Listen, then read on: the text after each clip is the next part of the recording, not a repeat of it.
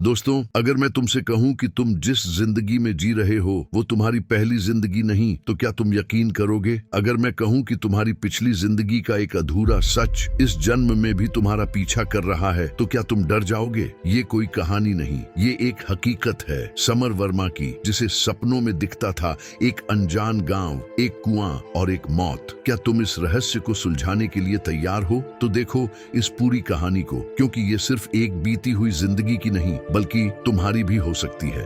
Summer Verma एक नामी businessman, बड़ी बड़ी कंपनियों का मालिक, करोड़ों की संपत्ति, लग्जरी गाड़ियां, ऊंची इमारतों में मीटिंग्स, दुनिया के सबसे महंगे होटलों में रहना, उसकी जिंदगी किसी सपने से कम नहीं थी। लेकिन यह सब ज्यादा दिनों तक नहीं चलने वाला था। कुछ महीनों से समर को अजीब सपने आ रहे थे।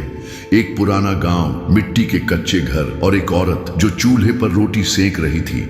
हर रात वही सपना, वही दृश्य, और फिर अचानक गहरे अंधेरे में समर का गिरना और उसकी आंखें खुल जाना। समर समझ नहीं पा रहा था कि ये सपने उसे क्यों आ रहे हैं। वह बेचैन रहने लगा, उसकी नींद उड़ गई। वह दिन भर मीटिंग्स में रहता, मगर दिमाग कहीं और होता। कुछ तो था जो उसे इन सपनों से जोड़ रहा था। समर ने ठान लिया कि उसे सच जानना ही होगा। उसने इंटरनेट पर रिसर्च की, पुरानी किताबें पढ़ी और आखिरकार उसे पता चला कि उसका सपना जिस गांव का था वह वाकई में अस्तित्व में है, रामापुर। समर ने बिना देर किए अपनी गाड़ी निकाली और गांव की ओर निकल पड़ा। जैसे ही समर गांव पहुंचा, उसे अजीब सी घबराहट होने लगी। मिट्टी की वही गलियां, वही कच्चे मकान और वो कुआं, ये सब उसने अपने सपनों में देखा था। मगर ये कैसे मुमकिन था? समर ने गांव के बुजुर्गों से बात की। उन्होंने बताया कि कई साल पहले इस गांव में रामू नाम का एक गरीब किसान रहता था, जिसकी रहस्यमयी तरीके से मौत कुएं में गिरकर हो गई थी। मगर कुछ लोग कहते थे कि वह गिरा नहीं था,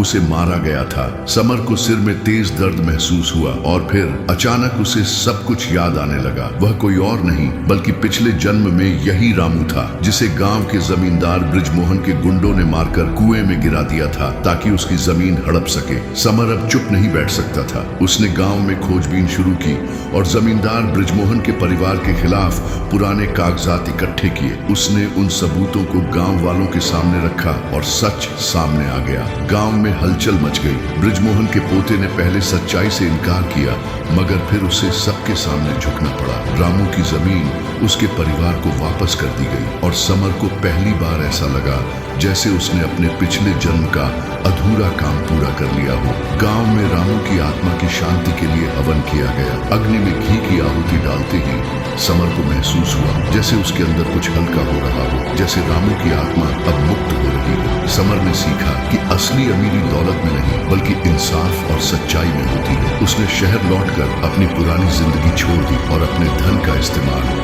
जरूरतमंदों की मदद के लिए करने लगा। वह जानता था कि उसकी यात्रा सिर्फ दौलत कमाने के लिए नहीं थी, बल्कि पिछले जन्म के अधूरे कर्मों को पूरा करने के लिए थी। अंतिम संदेश इस कहानी से हमें यह सीख मिलती है कि जीवन सिर्फ पैसा कमाने के लिए नहीं बल्कि न्याय और सच्चाई के लिए भी होता है। जो कर्म हम इस जन्म में करते हैं वे हमारे साथ आगे भी चलते हैं, और अगर कोई अन्याय अधूरा रह जाए तो वह कभी न कभी इंसाफ की राह ढूंढ ही लेता है।